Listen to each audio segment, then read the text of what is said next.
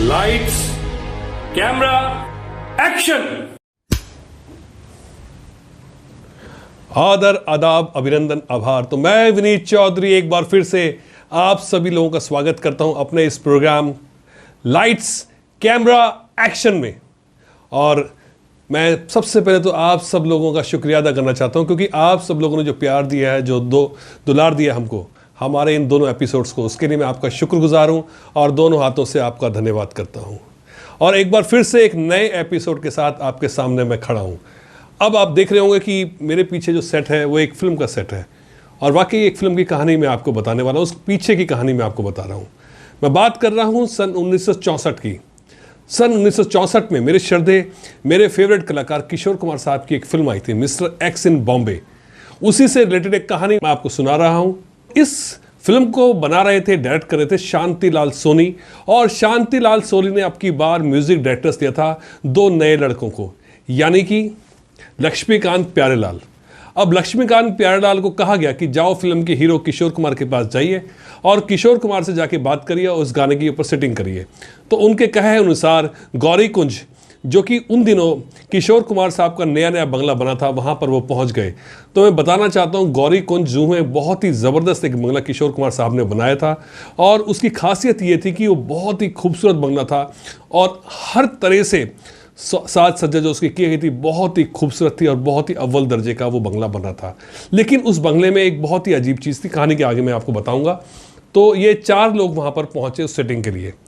लक्ष्मीकांत प्यारेलाल जी में लक्ष्मीकांत जी और उनके बड़े भाई, साथ में थे प्यारेलाल जी और प्यारेलाल के छोटे भाई मशहूर गिटारिस्ट गोरख शर्मा जी। अब गोरख शर्मा जी के बारे में थोड़ा सा आपको बता देता हूँ। इस गाने में भी उन्होंने बेहद खूबसूरत गिटार बजाई है, और आप पहचान जाएंगे फिल्म कर्ज के अंदर जो गिटार बजी थी, टिंग डिंग डिंग डिंग टिंग डिंग डिंग थी, वो गिटार जो बजाई थी वो गोरख शर्मा जी ने ही बजाई थी।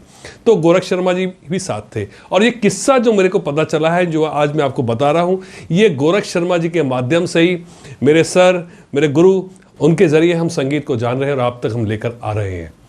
तो ये बात उन्होंने बताई थी हमारे सर विनीत श्रीवास्तव जी को, और उनके माध्यम से मुझे पता चली और मैं आज आपके सामने इस बात को रख रहा हूँ। तो ये सारे उस बंगले में पहुँचे और वह सब बड़े खुश थे कि किशोर कुमार से भी मिलने वाले हैं। किशोर कुमार अंदर थे, अपने रूम में थे, और ये चारों लोग ड्राइंग रूम में बैठे थे। बहुत ही खूबसूरत ड्राइंग रूम था, लेकिन उस ड्राइंग रूम में एक बात बहुत अजीब थी भाई, बहुत सुंदर ड्राइंग रूम, और लक्ष्मीकांत जी की आंखें एक जगह जाके गड़ गई। वो था एक पिलर, एक कॉलम। वो पिलर सीमेंट नहीं था उसके ऊपर, ना उस पर सफ़ेदी हो रखी थी, कुछ भी नहीं था, और वो कोरा था। कोरा इन द सेंस कि उसमें कहीं से स्टील भी दिख रहा था और सीमेंट, काला सीमेंट दिखाई दे रहा था। ये सारे लोग सकते में आ गए, इतना खूबसूरत बंगला, और इस बंगले के अंदर ये पिलर ऐसा क्यों छोड़ा गया है। तो ये बात अब लक्ष्मीकांत जी बार बार वहाँ देख रहे, प्यारेलाल जी को समझ में आ गया है कुछ कहानी बिगाड़ ना दे। तो उन्होंने पहले ही टोक दिया कि भाई आप ज़रा अपनी ज़ुबान को बंद रखिएगा और ऐसा कोई सवाल किशोर कुमार साहब से मत कर देना है। तो उनको समझाया गया इस बारे में।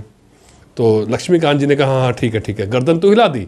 लेकिन इसी बीच में एंट्री हुई किशोर कुमार साहब की।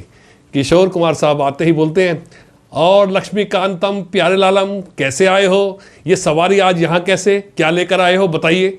अब वो उनका चिर परिचित अंदाज था, उसी अंदाज में उन्होंने ग्रीट किया इन चारों लोगों को। तो उन्होंने बताया कि जी वो फिल्म है मिस्टर एक्स इन बॉम्बे, और उसके लिए हम आपसे एक गाने के लिए बात करने आए हैं। बहुत बढ़िया बात है, बहुत बढ़िया बात है। किशोर कुमार साहब ने बोला बताइए अब क्या बात है, सुनाइए। तो उन्होंने गाने के ऊपर बात करने से पहले उनकी आंखें फिर दोबारा लक्ष्मीकांत जी की उसी पिलर में जाके गड़ गई। अब जब आंखें उनकी गड़ गई तो किशोर कुमार साहब उनको देख रहे थे कि कहाँ देख रहे हैं। तो किशोर कुमार साहब भी बड़े शरारती किस्म के व्यक्ति थे, आप सभी जानते हैं। तो वो बार बार देख रहे थे लक्ष्मीकांत जी वहाँ क्यों देख रहे थे, पूछ बैठे। तो बोले कि आप बुरा ना मानिएगा किशोर कुमार जी, मैं आपसे एक सवाल पूछना चाहता हूँ। तो किशोर कुमार जी बोले बोलो साधु बोलो, मैं सुनने को तैयार बैठा हूँ। तो बोले आपने इतना खूबसूरत बंगला बनाया है गौरी कुंज, लेकिन इसमें ये पिलर, मैं समझ गया, मुझे मालूम था एक दिन एक साधु आएगा मुझसे आके यही सवाल पूछेगा, और वो साधु आज आ गया है यहाँ पर। तो वो साधु थे लक्ष्मीकांत जी। उन्होंने सवाल उनसे पूछा और उनका जवाब उन्होंने उनको दे भी दिया अपने अंदाज में, और इसके बाद वो गाने की सेटिंग चली। तो गाने के बारे में थोड़ा सा डिस्क्रिप्शन हमारे सर विनीत जी भी आपको बताएंगे, और उसके बाद हर बार की तरह ये गाना मैं आपके सम्मुख लेके आने वाला हूँ। तो साहब जब सिटिंग हो गई, बहुत अच्छा माहौल हो गया, चाय आई, बिस्किट आया, उठने लगे तो फिर लक्ष्मीकांत जी उस कॉलम को देखने लगे। प्यारेलाल जी समझ गए कि ये इनका ध्यान अटका हुआ है और ये कहीं बोल ना पड़े, तो उन्होंने इशारा भी किया चुप रहने का। बट लक्ष्मी जी ने प्यारेलाल जी की इस हिदायत को अनदेखा कर दिया और किशोरदा से पूछा, किशोरदा एक बात पूछूं? उन्होंने कहा पूछो पूछो लक्ष्मीकांतम, मैं अपनी चिर परिचित इस टाइम में। बोले दादा ये आपने इतना अच्छा घर बनाया है, कितना वेल डेकोरेटेड है, सब चीज करीने से अपनी सही जगह लगी है, ये कॉलम ऐसा क्यों छोड़ दिया उसने? तो किशोरदा जब कोई गंभीर चिंतन करते थे तो एक सुट्टा लेते थे, उसमें सिगरेट नहीं पीते थे वो, पर वो ऐसा करके उन्होंने कहा, साधु साधु, मैंने ये कॉलम इसलिए छोड़ा है कि कोई तुम्हारे जैसा वक्त आएगा और ये गंभीर प्रश्न पूछेगा कि ऐसा क्यों छूटा है। तो आज आप आ गए, मुझे दर्शन हो गए, धन्य हो आप। इन लोगों को तो साफ सूंघ गया, सबको सब चुप रहे, सबने एक दूसरे को इशारा किया कि अब चलो, कहीं किशोरदा का मूड कुछ और ना हो जाए, क्योंकि तो गाना बड़े इंटरेस्टिंग माहौल में बना है। लेकिन ये बता दूं कि गाना बहुत हिट हुआ था और ये फिल्म भी ठीक ठाक चल गई थी, क्योंकि वो दौर था जब किशोर कुमार की बहुत ज़्यादा फिल्में भी नहीं चल रही थी, उनके गाने भी बहुत ज़्यादा नहीं चल रहे थे। ये एक ब्लॉकबस्टर गाना साबित हुआ था और यहाँ से ये आपस में इन सब लोगों की ऐसी जोड़ी बनी कि इन्होंने बहुत फिल्में दी और आखिर तक इन लोगों ने काम किया और बहुत ज़बरदस्त काम किया। बहुत बड़ी बड़ी इन लोगों की फिल्में आई, बहुत हिट म्यूज़िक इन लोगों ने दिया।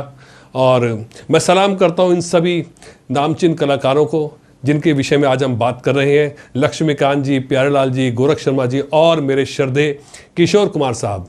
और साथ ही बताना चाहूँगा इस गीत को भी लिखा था हम सब के प्रिय आनंद बख्शी साहब ने।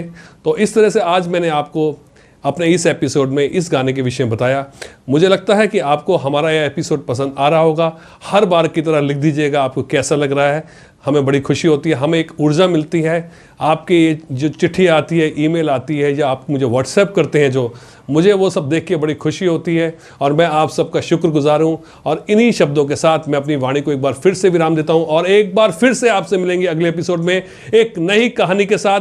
और आप अगर चाहते हैं कि किसी खास विषय में या किसी खास फिल्म के बारे में या किसी खास चीज़ के बारे में जानना चाहते हैं तो मुझे लिखिएगा, कोशिश करूंगा कि मैं आपका जवाब दे सकूं और उसके ऊपर मैं एपिसोड बना सकूं। तो एक बार फिर से मैं आप सबसे अलविदा लेता हूं और बोलता हूं जय बच्चन।